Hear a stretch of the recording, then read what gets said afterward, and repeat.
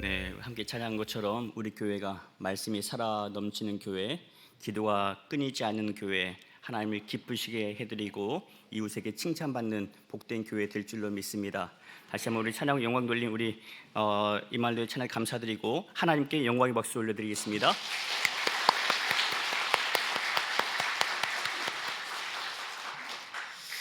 할렐루야. 오늘은 우리 교회가 세워진 지 117주년 되는 창립 기념 주일입니다. 제주도를 사랑하시는 하나님께서 이 땅의 복음화를 위해서 우리 교회를 세워 주셨습니다. 지금까지 복음을 전하게 해 주셨죠. 하나님의 은혜와 사랑이 먼저 있었고, 그리고 그 사랑을 통하여서 성도들이 세워졌고 교회가 세워지고 여기까지 걸어오게 되었습니다. 믿음의 선배들의 헌신이 없이는 이 자리가 존재하지 않았을 겁니다. 어려운 역경 속에서도 굴하지 않고 꿋꿋하게 자리를 지키고 기도하고 예배하며 우리 교회를 이어와 주셨던 우리 연세 많으신 우리 장로님들, 우리 권사님들, 우리 집사님들, 성도님들 참으로 감사합니다. 하나님께서 더욱더 우리 교회를 귀하게 들어 쓰실 줄 믿고 또한 우리 교회를 통하여서 많은 영혼들이 주께 돌아오는 역사가 있기를 함께 기억하시고 기도해 주시기를 바랍니다. 지난 주중에 막둥이와 함께 당근 캐는 체험을 하고 왔어요. 바람이 불어서 추웠지만 열매를 수확하는 기쁨을 경험할 수 있어서 정말 행복했습니다. 당근을 캐면서 막둥이가 물었어요. 어떤 게 당근이고 어떤 게 잡초예요? 뭘 뽑아야 돼요? 직접 캐볼래? 하면서 잡초도 캐보게 하고요, 당근도 뽑게 했습니다. 몇 번 캐보더니 이제 알겠다라고 하는 거예요. 백문이 불여일견이라는 말도 있듯이 직접 경험하는 것이 가장 정확하다, 가장 빠르다라는 것을 다시 한번 깨닫게 되었습니다.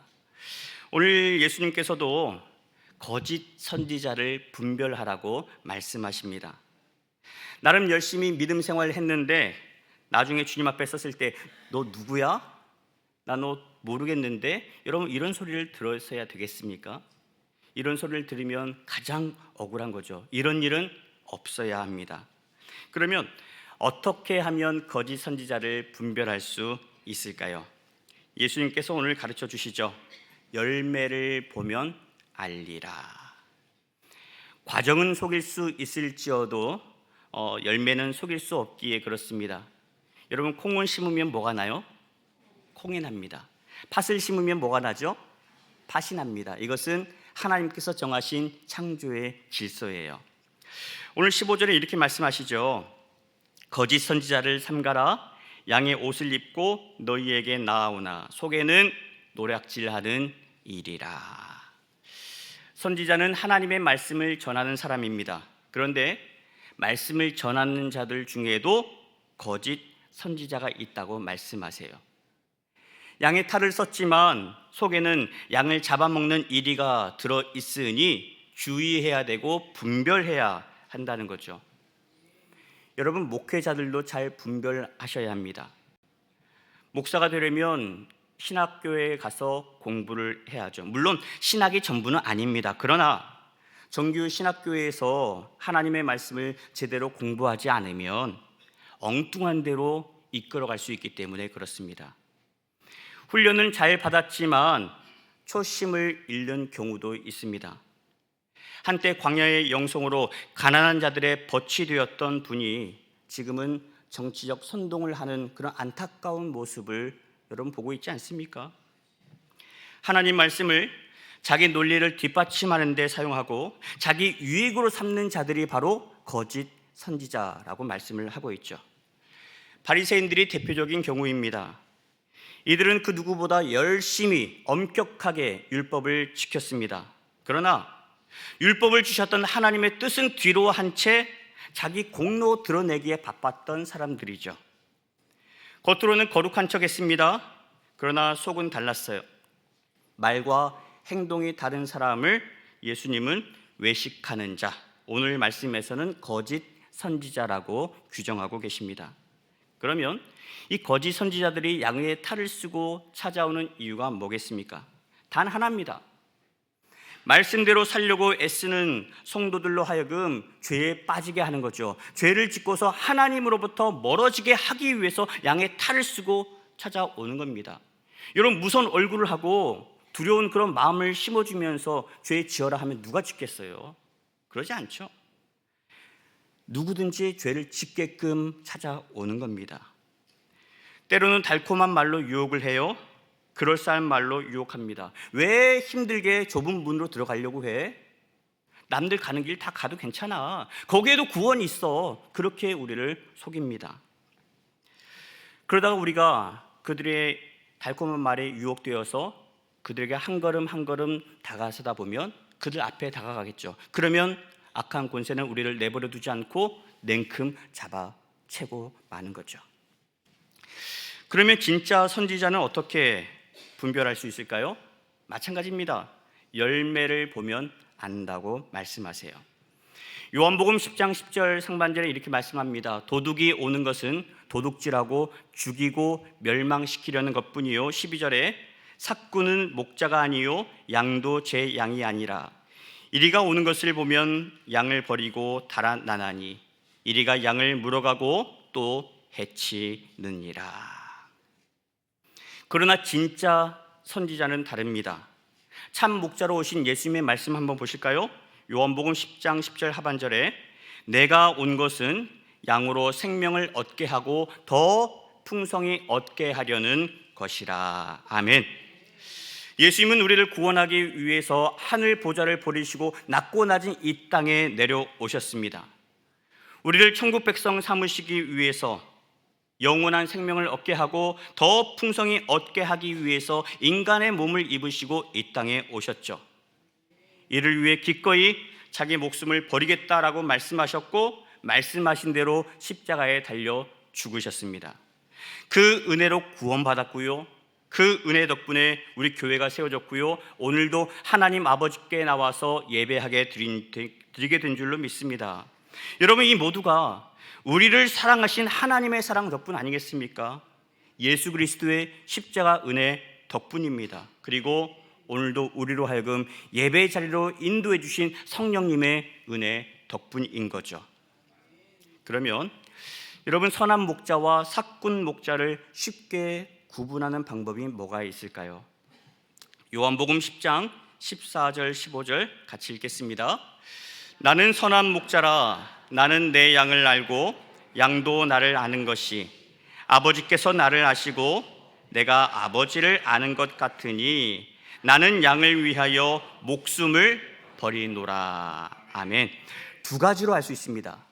첫 번째로 나에게 맡겨진 양을 얼마나 잘 알고 있는지를 보면 알 수가 있는 거예요. 선한 목자는 모든 관심을 양에게 쏟아붓습니다. 양에게서 시선을 빼앗기지 않습니다. 어디 아픈 데 있지는 않은지, 그리고 불편한 데는 없는지 유심 있게 살피는 법이죠. 양도 마찬가지죠. 그렇게 온 마음을 쏟는 목자를 보면 마음을 열어줍니다. 그리고 목자의 말을 믿고 따라가게 되는 거죠. 목자와 양 사이에 아름다운 관계가 형성이 되는 거예요. 서로 척하며 척하고 알아듣는 사이가 되는 겁니다. 눈빛만 봐도 알 수 있는 사이가 되는 거예요. 하나님께서 저를 동부교회의 목자로 세워주셨기 때문에 저도 참 목자가 되기 위해서 애쓰고 있습니다. 여러분, 저만 애쓴다 되는 게 아니에요. 양들인 여러분들도 목자의 심정을 헤아리고 목자의 가르침을 따라서 믿음으로 따라와 줄 수 있기를 바랍니다. 그렇게 주의 종과 이 양들이 함께 한마음 되어서 하나님의 선한 일을 도모할 때에 교회가 감당해야 될 사명들을 아름답게 감당할 수 있을 줄 믿습니다. 선한 목자와 삭군 목자를 구분하는 두 번째 방법이 있어요. 어려운 위기가 찾아오면 알 수 있습니다. 선한 목자는 양을 지키기 위해서 목숨까지도 내어 던집니다. 그런데 삭군 목자는 자기 혼자 살겠다면서 양을 버리고 도망치는 거죠. 자기 실속만 챙기고 떠나버립니다. 예수님은 자기 양을 살리기 위해서 십자가에 달려 죽으셨죠. 십자가의 은혜로 우리 죄를 사해 주셨고 그를 통하여서 우리의 주와 그리스도가 되어 주셨습니다. 예수님이 바로 선한 목자 되시는 거죠. 저도 목회 자리에 서면서 목사 안수 받으면서 다짐했습니다. 저도 예수님처럼 선한 목자가 되고 싶습니다. 그렇게 다짐하고 늘 사역의 자리에 서지만 그러지 못할 때가 있더라고요. 성도들의 형편을 돌아본다고 했지만 놓칠 때가 있더라고요. 미처 돌보지 못할 때도 있었습니다. 제가 부족하고 연약하기 때문에 그렇죠. 그렇기 때문에 여러분의 도움이 더 필요합니다. 우리 구역 사역자들의 도움이 필요하고 우리 성도들의 관심이 필요하고 기도가 필요한 거죠. 그래서 우리 목양 사역에 공백이 생기지 않도록 여러분들이 함께 저를 도와주셨으면 좋겠습니다. 여러분이 알려주지 않으면 저도 모르고 지나칠 때가 많아요. 목사님, 이번에 우리 권사님 수술하세요. 기도해 주세요. 목사님, 이번에 저의 자녀가 시험을 치릅니다. 위해서 기도해 주세요. 그렇게 알려주고 기도 제목을 나누어 주어야만이 저도 여러분들 위해서 함께 집중적으로 기도할 수 있지 않겠습니까? 그래야 아름다운 그런 목양의 사역이 이루어질 수 있는 거죠. 아울러 여러분 자신도 돌아볼 수 있기를 바랍니다. 나는 과연 예수님의 선한 양인지, 그래서 하나님께 기쁨을 드리고 있는지, 아니면 하나님의 마음을 아프게 하고 있지는 않은지 돌아보셔야 됩니다. 바라기는 오늘 말씀을 통해서 선한 목자 되신 예수님의 마음을 헤아릴 수 있으면 좋겠어요. 예수님의 마음 가지고 예수님께서 우리에게 허락해 주신 가정과 직장과 교회와 모든 삶의 자리에서 믿음으로 살아갈 수 있기를 축원합니다. 세상에 나가서 빛과 소금의 역할을 선하게 감당할 수 있어야 되지 않겠습니까? 이것이 바로 선한 그 양인 우리의 일인 거죠. 선한 목자가 할 역할이 있고 그를 따르는 양들이 해야 될 역할이 또 있는 거예요. 오늘 16절 보니까 열매로 그들을 알리라 말씀하시면서 가시나무와 포도나무 그리고 엉겅퀴와 무화과 나무를 빗대어서 말씀하십니다. 이걸 구분하지 못할 사람이 누가 있냐는 거예요. 생김새가 다릅니다. 크기가 다릅니다. 모양이 다릅니다. 설령 나무를 구분하지 못한다 할지라도 열매를 보면 알 수 있지 않더냐라고 말씀하세요. 더 나아가서 좋은 나무마다 아름다운 열매를 맺고 못된 나무는 못된 열매, 나쁜 열매를 맺는다고 말씀합니다. 아름다운 열매, 좋은 열매란 뭘까요? 우리가 먹을 수 있는 열매, 그로 인해서 우리가 이로운 그런 이익을 볼 수 있는 열매가 좋은 열매 아니겠습니까? 성경에 보면 포도나 무화과 열매, 그리고 감람나무 열매, 올리브 같은 것들이 해당되겠죠. 성경에서는 이러한 것들을 하나님께서 부어주시는 은혜와 축복의 통로로 그렇게 사용하고 있습니다. 이에 비해서 나쁜 열매는 먹지 못하는 열매, 독이 되는 열매, 아무 쓸모없는 열매를 의미하죠. 그렇다면 열매로 저들을 알게 된다는 예수님의 말씀의 의미는 뭐겠습니까? 이들이 하는 일을 통해서 하나님의 영광이 드러나고 있느냐 그렇지 않느냐, 이걸 가지고 판단할 수 있다는 거예요. 요한복음 15장에 가보시면 예수님께서 자신을 포도나무라고 비유하십니다. 요한복음 15장 5절 말씀 같이 읽어보실까요? 나는 포도나무요 너희는 가지라. 그가 내 안에 내가 그 안에 거하면 사람이 열매를 많이 맺나니 나를 떠나서는 너희가 아무것도 할 수 없음이라. 아멘. 예수님 안에 있으면, 예수님과 동행하면 우리도 좋은 열매를 맺습니다. 예수님 안에서 맺는 열매가 뭐겠어요? 성령의 열매 아니겠습니까? 사랑과 희락과 화평과 오래 참음과 자비와 양선과 온유와 절제, 충성과 온유와 절제, 이 9가지 열매가 바로 믿음 생활하면서 우리가 맺어야 될 열매인 것이고, 이것을 통하여서 우리 주변 사람들에게 이런 선한 영향력을 끼쳐야 한다는 거죠. 근데 보십시오, 여러분, 좋은 나무에 지금 가지가 달려 있어요. 그런데 이 달려있는 가지가 이런저런 이유로 인해서 꺾여질 때가 있습니다. 바람이 심하게 불 때도 꺾여지고요, 또 누군가가 와서 고의로 분질러 뜨렸을 때 꺾여집니다. 그렇게 나무에서 떨어져 나가면 어떻게 됩니까? 얼마 못 가서 말라 비틀어지고 맙니다. 악한 권세는 예수님과 동행하는 우리를 시기하면서 끊임없이 예수님에게서 떨어뜨리려고 애를 씁니다. 수단과 방법을 가리지 않습니다. 여러 가지 모습으로 유혹도 하고요, 역경도 주고요, 시련도 안겨다 줍니다. 그러면서 시험에 들게 하죠. 그렇게 해서 교회로부터 멀어지게 합니다. 예배 드리지 못하게 합니다. 믿음 생활에서 손 놓게 만들어버리죠. 이렇게 좋은 나무에서 떨어졌을 때 방치하면 말라 죽고 맙니다. 어떻게 하면 될까요? 어떻게 하면 그 영혼을 살릴 수 있을까요? 살리는 방법이 있어요. 접붙이면 됩니다. 가지가 완전히 마르기 전에 무뎌진 그 부분을 날카로운 칼날로 잘라내서 좋은 나무에 붙이면 됩니다. 여러분, 말라진 그 가지만 잘라냅니까? 아니요. 좋은 나무에도 흠집을 내야 됩니다. 좋은 나무에도 상처를 내야 합니다. 그렇게 상처난 그 자리에 속살을 서로 마주대고 끈으로 동여매면 떨어졌던 가지도 다시 붙게 되고요, 살게 되는 거죠. 좋은 나무, 붙이려고 하는 나무에 상처를 내는 것이 뭘 의미하겠습니까? 죄 가운데 있는 우리를 구원하기 위해서 예수님이 모진 고초를 당하셨던 그 흔적들을 얘기하는 거예요. 채찍에 맞으셨던 그 등자국이 상처입니다. 가시 면류관이 그렇고요, 옆구리에 난 창자국과 손에 난 그런 못자국이 그러한 상처들인 거죠. 예수님은 우리를 회복시키기 위해서, 우리를 살리기 위해서 친히 자기 살을 깎아내셨습니다. 그리고 우리 역시 그 깎아진 자리에 붙여지기를 원하고 계시는 거예요.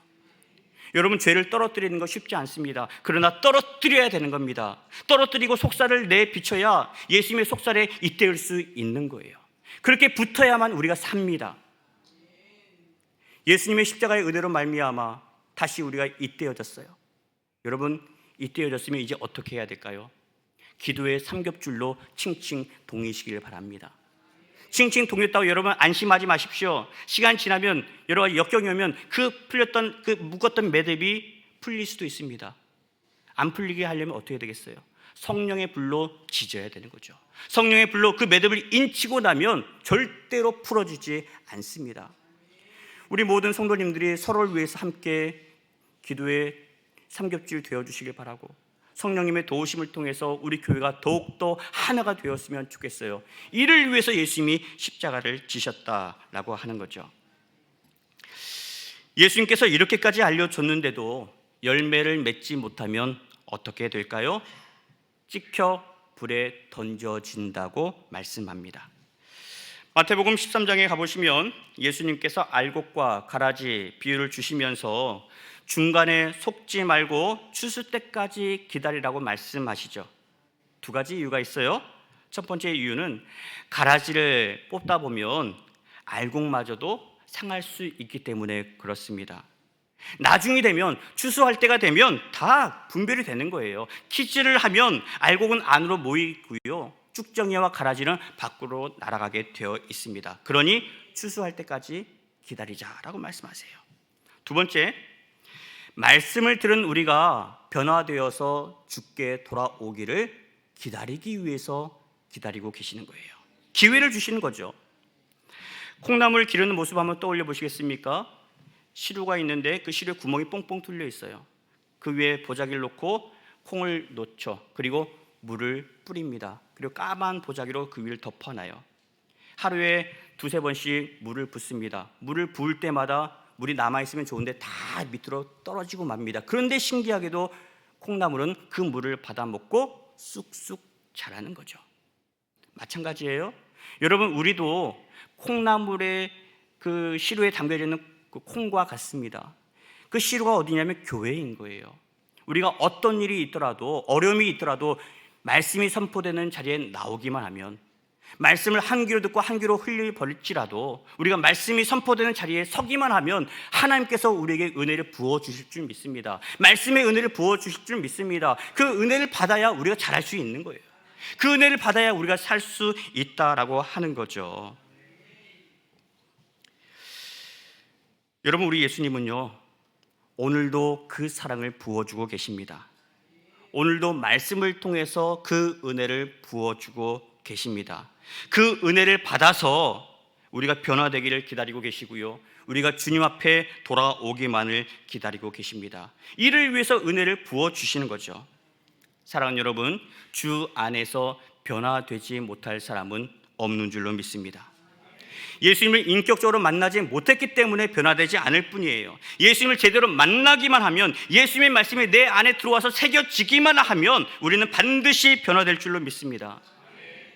이런 은혜가 예배를 통하여서 말씀 가운데 저와 여러분 가운데 충만할 수 있기를 축원합니다.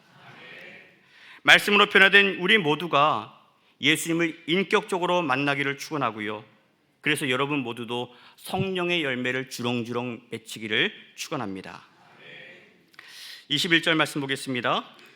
나더러 주여 주여 하는 자마다 다 천국에 들어갈 것이 아니요 다만 하늘에 계신 내 아버지의 뜻대로 행하는 자라야 들어가리라. 나더러 주여 주여 하는 자, 누구를 두고 하는 말일까요? 믿음 생활 하는 사람들입니다. 예수 믿는 사람들이에요. 열심히 헌신한 사람들입니다. 그런데 이들은 입으로만 일을 해요. 예수님 말씀하십시오, 순종하겠습니다, 따르겠습니다, 그리고 돌아서서 딴짓하는 그런 사람들을 의미합니다. 이런 사람들을 겉으로 볼 때에 신실한 것처럼 보입니다. 믿음 좋은 사람처럼 보입니다. 그런데 예수님은 이런 자들이야말로 거짓 선지자들이고 위선자요 외식하는 자라고 말씀합니다. 이들은 결코 하나님의 나라에 들어갈 수 없다고 말씀하세요. 그러면 누가 천국에 들어갑니까? 요한복음 1장 12절에 영접하는 자, 곧 그 이름을 믿는 자들에게는 하나님의 자녀가 되는 권세를 주셨으니. 아멘. 예수를 영접하는 자, 그래서 하나님의 자녀가 되는 자, 그래서 하나님 아버지의 뜻대로 사는 자라야 천국에 들어간다라고 말씀합니다. 내 부모가 열심히 예수 믿으니까, 내 아내가 나를 위해서 열심히 기도해 주고 있으니까 나도 천국 들어가겠지, 천만의 말씀이에요. 구원은요, 예수님과 나 사이의 1:1 관계에서 오는 은혜입니다. 내가 예수 믿어야 하고요, 내가 하나님의 말씀대로 살아야 하는 거예요. 구원의 문제는 그 누구도 나를 대신해 줄 수 없습니다. 22절도 보실까요?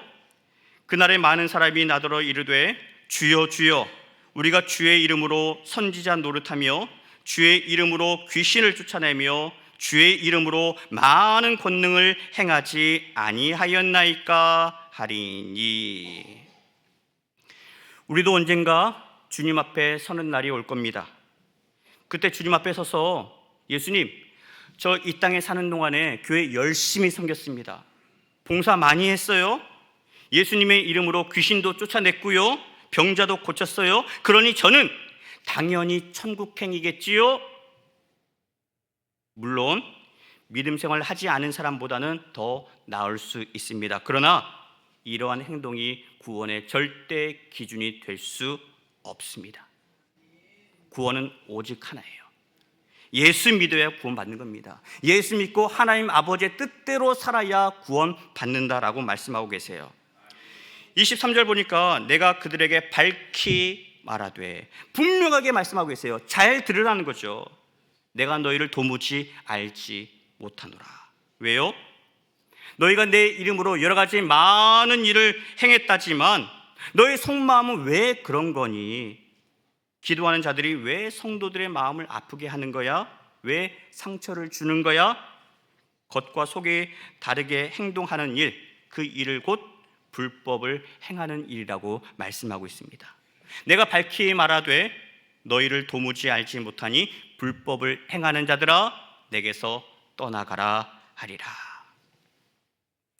여러분, 바리새인들이요, 처음부터 하나님의 뜻을 저버렸을까요? 그러지 않았을 겁니다.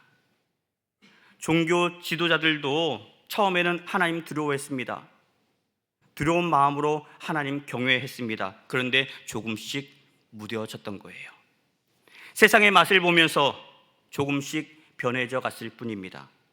그러면서 보이지 않는 하나님께 인정받는 것보다 보이는 사람들로부터 칭찬받는 게 더 좋아진 거예요. 한마디로 초심을 잃었던 겁니다. 예수님은 오늘 초심을 잃은 사람들에게, 그리고 초심을 잃고 있는 저와 여러분들에게 말씀하십니다. 열매를 보면 아느니라. 사랑하는 여러분, 믿음 생활은요, 말로만 하는 게 아닙니다. 매 순간 예수님과 동행하셔야 되고요, 예수님을 닮아가려고 애쓰셔야 합니다. 어제보다는 오늘이, 그리고 오늘보다는 내일이 좀 더 예수님 보시기에 합한 모습을 우리가 갖춰가야 하는 거예요. 이것이 바로 제대로 된 믿음 생활인 거죠. 여러분, 하나님을 사랑하십니까? 그렇다면 이제 하나님을 사랑하는 모습을 여러분의 행실로 보여주십시오. 입술의 열매로 보여주십시오. 표정으로 보여주십시오. 행실로 보여주십시오. 기도하는 모습으로 보여주십시오. 세상은 믿음으로 살아가는 우리의 모습을 보고 눈에 보이지 않는 하나님을 보게 됩니다. 우리가 믿음으로 살아가는 그 모습을 통해서 하나님을 경험할 수 있게 된다라고 하는 거예요. 우리가 복음을 전하고 주의 사랑을 전하고, 그런데 그보다 먼저 우리가 예수 믿는 자로서 합당한 삶의 모습을 보여주는 것이 우선이 돼야 된다라고 하는 거죠. 교회가 교회다워야 되고요, 성도가 성도다워야 합니다. 이게 먼저인 거예요. 이제 117년의 역사를 이끌어왔던 우리 동부교회가 오늘 창립기념주일을 맞이하면서 다시 섰으면 좋겠습니다. 하나님께서 기뻐하시는 자리에 서고, 하나님의 뜻을 행하고, 잘못된 거짓 선지자를 분별하고, 유혹을 우리가 제하면서 하나님께서 기뻐하시는 자리에 서며 하나님의 영광을 마음껏 올려드릴 수 있는 저와 여러분 될 수 있기를 우리 구주 예수 그리스도의 이름으로 간절히 축원합니다. 주여 우린 연약합니다 라는 찬양이 있어요. 우리 함께 이 찬양 부르시면서 우리 연약함을 아뢰시고 또한 함께 합력하여서 선을 이루는 결단을 함께 할 수 있기를 원합니다. 주는 완전합니다. 찬양하겠습니다.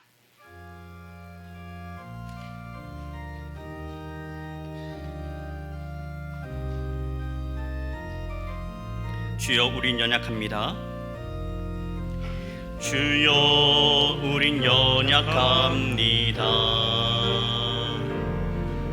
우린 오늘을 힘겨워합니다. 주 뜻 이루며 살기에 부족합니다.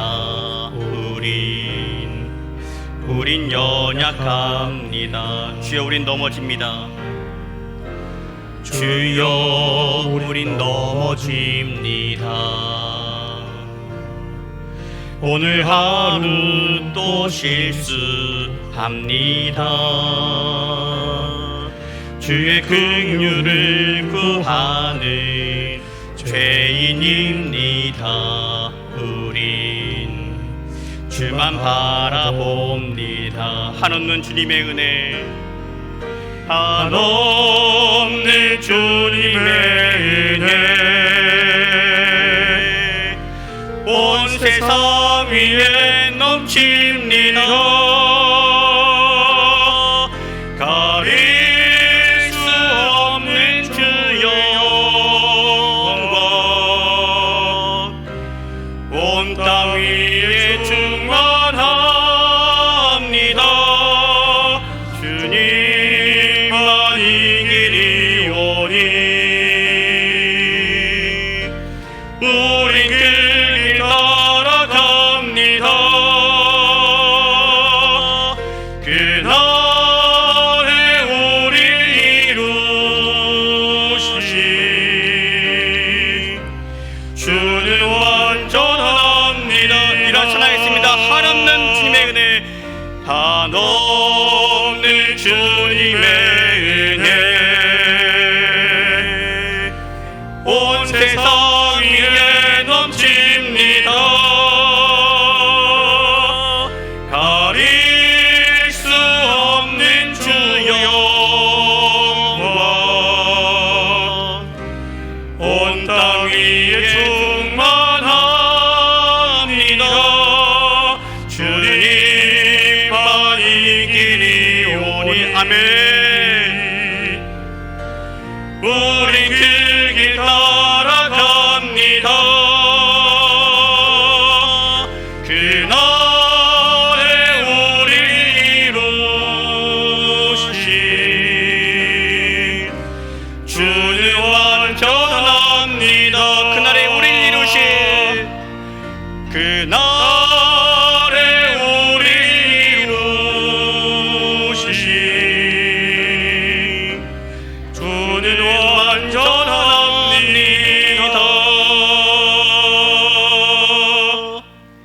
하나님 감사합니다. 주는 완전하십니다. 그에 비해 우리는 연약합니다. 실수합니다. 넘어집니다. 그래서 주님의 사랑이 필요합니다. 그래서 예수님께서 이 땅에 오셨고 죄 가운데 있는 우리를 구원하기 위해 십자가에 달려 죽으셨습니다. 그 사랑으로 인하여서 오늘 이 자리에 교회가 세워졌고 그 사랑으로 인하여서 오늘도 주님 앞에 예배하게 된 줄로 믿습니다. 예배드리는 이 시간 주시는 말씀을 다시 한번 받아 새기며 우리의 더러운 죄들을 깎아내는 그런 결단들이 있게 하여 주시옵소서. 그래서 잘못된 것을 제하고 우리의 욕심을 제하고 다시 한번 겸손한 모습으로 예수님의 상처난 그 자리에 함께 잇대어서 우리 성도들이 함께 기도의 동아줄로 꽁꽁 묶어서 그 매듭을 성령의 불로 인쳐서 이제는 흐트러지지 아니하고 넘어지지 아니하고 낙심하지 아니하는 복된 하나님의 자녀들 되게 하여 주시옵소서. 주님 다시 오시는 그날까지 믿음의 여정을 힘차게 달려나갈 수 있는 우리 복된 교회 되게 하여 주시고 함께 섬기는 이 성도들 통하여서 하나님의 나라가 아름답게 확장될 수 있도록 복내려 주옵소서. 이 모든 말씀 예수 그리스도의 이름으로 감사하며 기도하옵나이다. 아멘. 비전 선포하겠습니다. 예수님과 함께하는 예수님과 함께하는 예수님과 함께하는 이제는 우리 구주 예수 그리스도의 은혜와 아버지 하나님의 그 크신 사랑하심과 성령님의 인도하시고 돌보시는 거룩하신 역사하심이 이 땅에 교회를 세우시고 우리와 함께 하시고 복 주시기를 원하시는 예수님과 함께 믿음의 여정을 걸어가기로 다짐하는 주의 모든 권속들 머리 위에 이제로부터 영원 끝날까지 함께 계시옵기를 간절히 축원하옵나이다. 아멘.